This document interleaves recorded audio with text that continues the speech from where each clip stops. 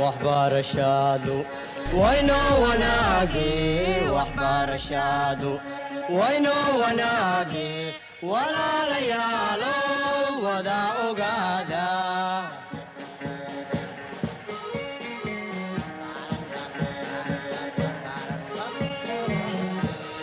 وهي تعلينتا ودادة توسن وهي تعلينتا ودادة توسن. Chers candidats, chers élèves, bonsoir. Nous voilà dans la suite de notre révision dans la discipline philosophie. Et l'exercice de ce soir est un exercice à la fois innovant, original et qui est important parce qu'il est basé sur la méthodologie. Donc le but sera, à travers l'exercice qui sera juste après cette présentation, le but sera d'identifier les problèmes philosophiques du sujet. Cette étape est importante parce que lorsqu'on passe les devoirs, le jour de l'examen, pour ceux qui choisissent la dissertation, il est important d'identifier les problèmes du sujet. Si on a mal compris les problèmes du sujet, on se dirige vers leur sujet. Donc le but de l'exercice ce soir sera justement un exercice d'identification des problèmes philosophiques d'un sujet. Et tout de suite, nous allons commencer l'exercice. On vous souhaite bonne chance. À la fin, on va faire un petit bilan de cet exercice. Peut-on se passer de la démonstration? Sujet 9. Donc, quel est le problème philosophique qu'on nous demande? Qu'est-ce qu'on va raconter si jamais on traitait ce sujet? Est-ce qu'on va raconter A, un problème qui se formule de la façon suivante, la démonstration est-elle indispensable? Est-ce qu'on va traiter B, la démonstration est-elle toujours vraie? Est-ce qu'on va traiter C, la démonstration est-elle présente dans la science? Ou bien le problème, ce serait D, démontrer, est-ce chercher à convaincre? À vous de trouver la bonne réponse.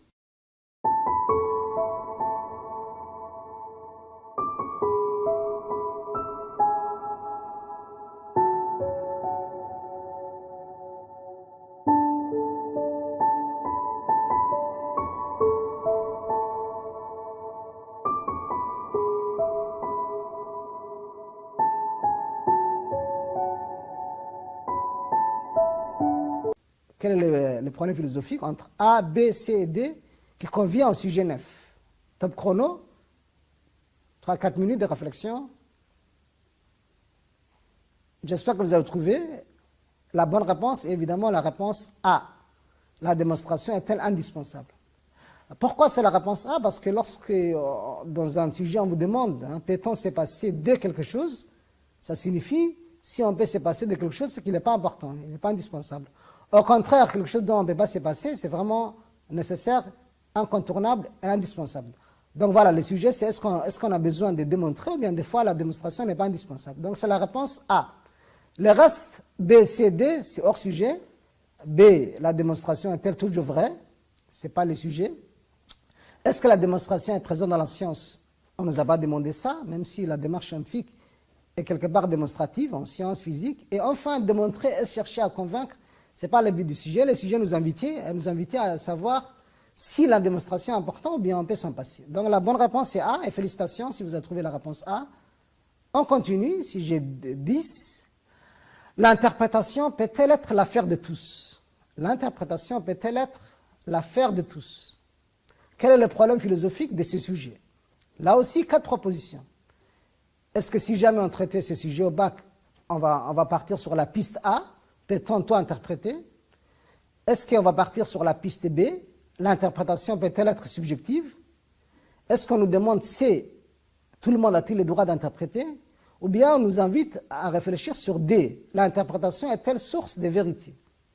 Quel est le sujet ou bien la reformulation qui correspond très bien au problème du sujet 10? Cherchez la bonne réponse.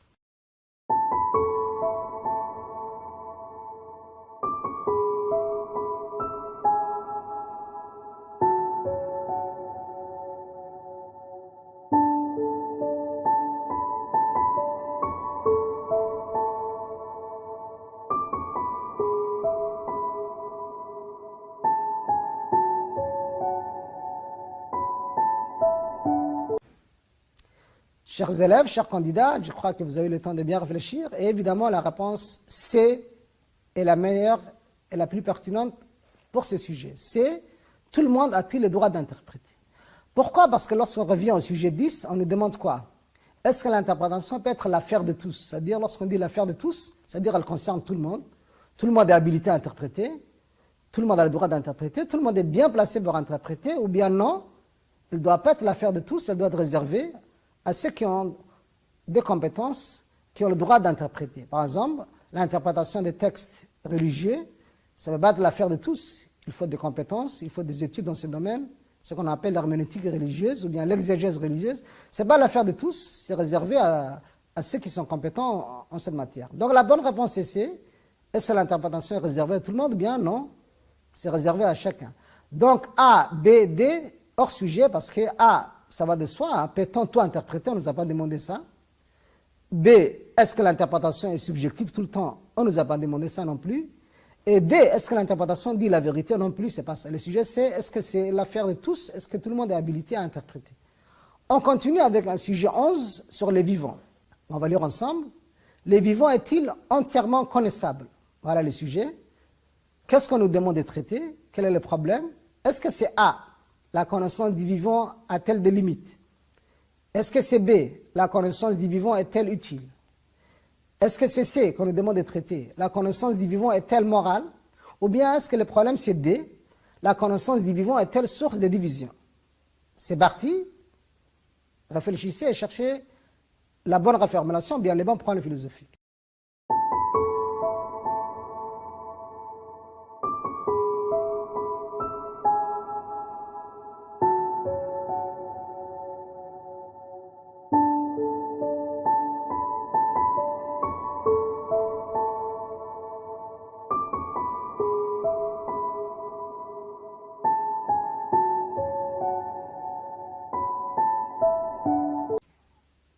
J'espère que vous avez trouvé, chers candidats. Évidemment, la réponse A est la meilleure. C'est celle qu'il fallait répondre.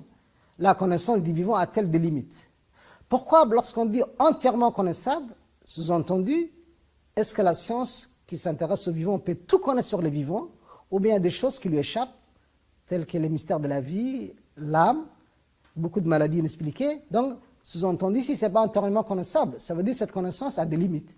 Donc les élèves, bien les candidats qui ont trouvé en direct la réponse A, je vous dis bravo, c'est bien, vous avez échappé au piège du hors-sujet. B, C, D, c'était évidemment les mauvaises réponses. B, la connaissance du vivant est-elle utile? On ne nous demande pas ça. La connaissance du vivant est-elle morale, est-elle bien? Non plus, ce n'est pas le sujet. Et la connaissance du vivant est-elle ce qui divise les scientifiques entre eux? Non plus, voilà. Donc la réponse A était la meilleure. On continue. Sujet 13. N'évitons en société que par intérêt. Voilà le sujet. N'évitons en société que par intérêt. Qu'est-ce qu'on nous demande de trouver comme problème philosophique? 4 propositions. Soit c'est A, les hommes peuvent-ils échapper à la vie en société? Soit c'est B, l'intérêt est-il le seul moteur de la vie en société? Soit c'est C, peut-on désirer vivre en société? Soit c'est D, la vie en société est un obstacle pour l'individu. Donc si jamais vous avez ce sujet 13 à traiter, sur quelle piste partir? A, B ou C ou D? La bonne reformulation, les bons problèmes.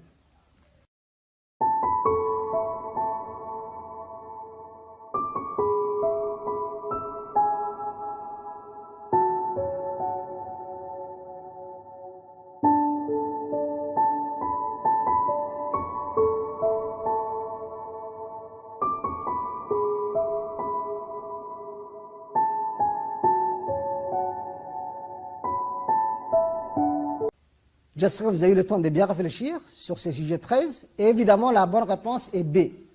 L'intérêt est-il le seul moteur de la vie en société? Pourquoi? Parce qu'on nous demande, sujet 13, si on vit en société seulement par intérêt. Est-ce que les relations sociales, est-ce que l'homme est social ou bien sociable? Est-ce qu'il vit en société que parce que cela est dans son intérêt? Donc la bonne réponse est B. A, c'est hors sujet parce qu'on nous demande, A, les hommes peuvent-ils échapper à la vie en société? Ce n'est pas ça le but du sujet. C non plus, peut-on désirer vivre en société? Est-ce que l'homme désire la vie en société? Est-ce qu'il en a marre? Est-ce qu'il veut la solitude? Ce n'est pas le but. Ou bien D, la vie en société est un obstacle pour l'individu? Ce n'est pas le sujet, c'est d'autres problèmes qui ne correspondent pas au sujet 13. Donc félicitations, si vous avez trouvé la réponse B, vous avez su repérer avec pertinence et clairvoyance l'intitulé, voilà, ou bien les problèmes philosophiques sous-jacents au sujet 13. Sujet 14, l'ordre politique exclut-il la violence? Donc voilà le sujet 14, l'ordre politique exclut-il la violence? Donc si jamais on devait traiter ce sujet, sur quelle piste faut-il partir? Est-ce qu'il faut partir sur A, l'usage de la violence accompagne-t-il l'exercice du pouvoir politique? Est-ce qu'il faudra partir sur B, la violence est-elle toujours souhaitable pour vivre en société? Est-ce que c'est plutôt C, l'ordre politique menace-t-il la liberté individuelle? Ou enfin, il faut partir sur la piste D, la violence est-elle un mal pour les hommes? Donc à votre avis, chers élèves, chers candidats, quel est le bon problème philosophique entre A, B, C et D qui correspond au sujet 14?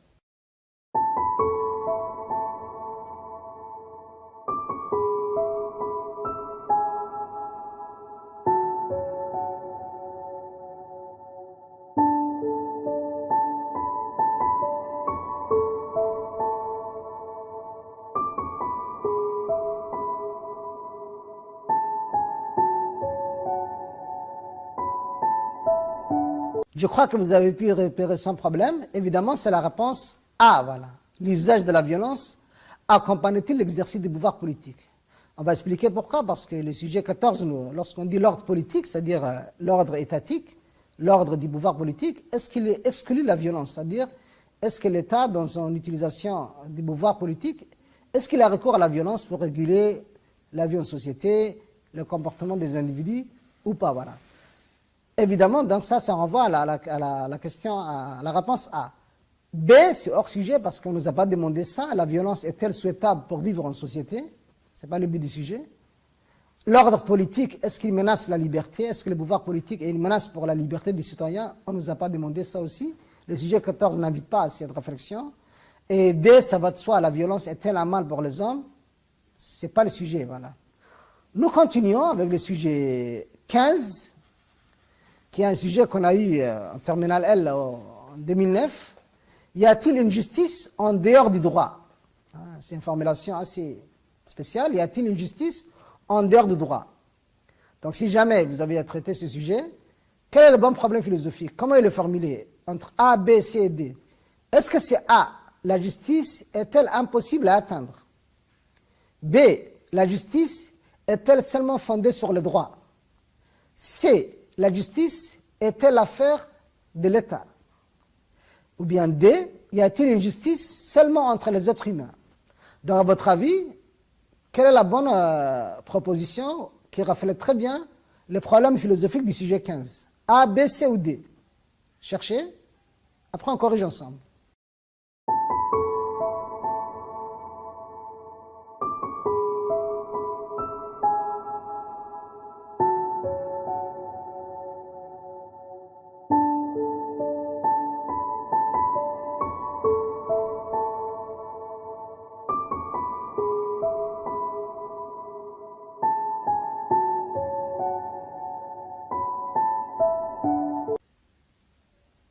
Chers élèves, chers candidats, je crois que vous avez pu trouver, même si c'est un peu délicat, donc c'est la réponse B. La bonne réponse, c'est B.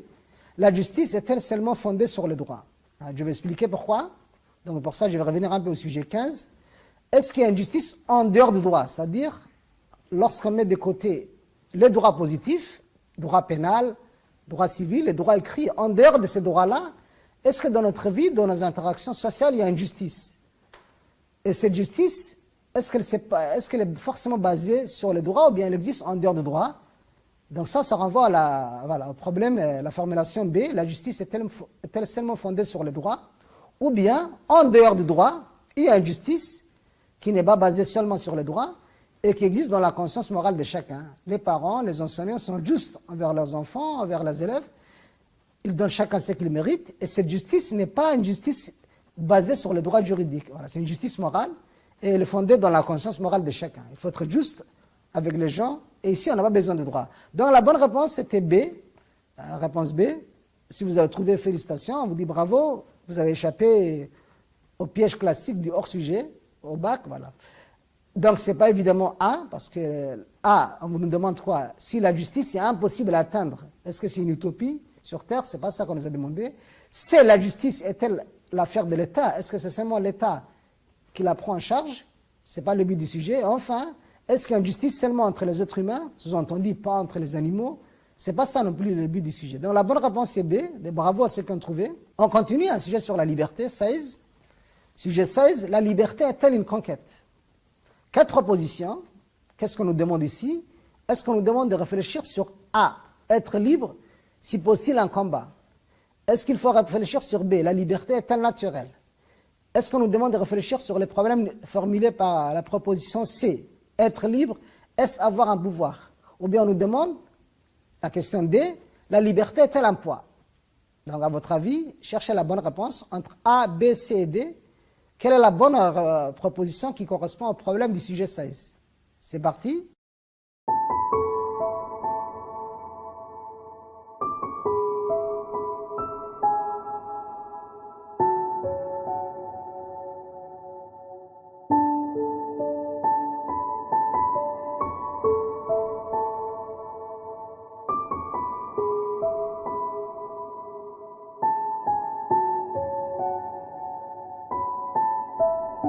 Chers candidats, chers élèves, je crois que vous avez eu le temps de bien réfléchir et de trouver la bonne réponse qui est la réponse A. Voilà. Être libre, est-ce que ça suppose un combat? Si j'explique un peu et que je reviens au sujet, c'est la liberté est-elle une conquête? Conquête, ça veut dire qu'il faut se battre. La liberté n'est pas acquise, n'est pas donnée gratuitement. Elle suppose un combat face à un occupant, un colon, quelqu'un qui nous opprime. Donc ça suppose un combat. Donc l'idée de combat reflète très bien les termes de conquête. Donc bravo si on a trouvé la réponse A. B, C et D, c'est évidemment hors sujet. La liberté est-elle naturelle? Même si ça rejoint un peu, ce n'est pas le présupposé exact. Être libre, est-ce avoir un pouvoir? On ne nous a pas demandé ça. Ou bien D, est-ce que la liberté est un fardeau pour l'individu? Un poids qu'il doit supporter? Ce n'est pas ça le sujet. Est-ce qu'être libre, ça se conquiert? Est-ce que ça suppose un combat contre soi-même, contre les autres? Voilà. Donc félicitations pour les élèves qui ont trouvé la réponse A. Et enfin, on finit sur sujet 17, sur le bonheur. Le bonheur est-il dans l'illusion? Donc le sujet est formulé comme ça. Donc si jamais j'avais ça à traiter à un devoir, sur quelle piste partir? Est-ce que c'est sur la réponse qui correspond à ces problèmes? Est-ce qu'elle est formulée par la proposition A? Le bonheur est-il difficile à atteindre? Est-ce qu'on nous demande de réfléchir sur B? Pour être heureux, faut-il être quelqu'un de bien? Est-ce que c'est C? Pour être heureux, faut-il ignorer certaines vérités? Ou bien D? Le bonheur est-il avec les autres? Trouvez la bonne réponse.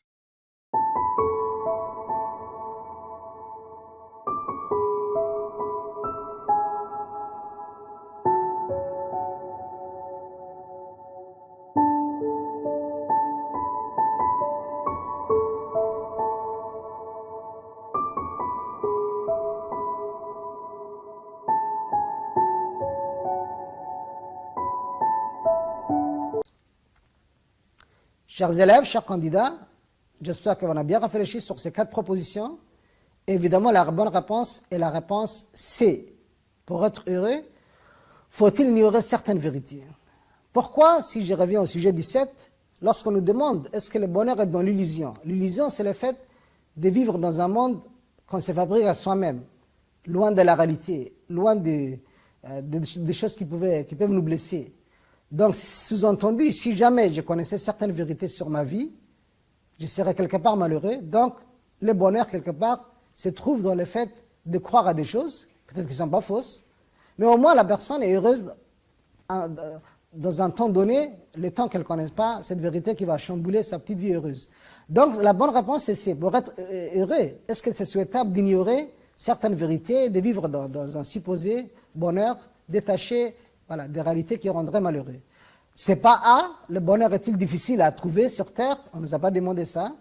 B, hors sujet, parce qu'on nous demande, et on nous dit ici, pour être heureux, faut-il être quelqu'un de bien dans la vie? Ce n'est pas le but du sujet. Et enfin, D, le bonheur est-il avec autrui? Ce n'est pas ça. Donc si jamais j'évoque toutes ces propositions A, B et D, et que je dis que ça convient à ce sujet-là, évidemment c'est hors sujet. Donc la bonne réponse c'était C. Voilà. Est-ce que le bonheur suppose qu'on soit détaché de certaines vérités et comme ça on serait heureux, voilà, dans l'illusion. Félicitations pour les élèves et les candidats qui ont trouvé la réponse C.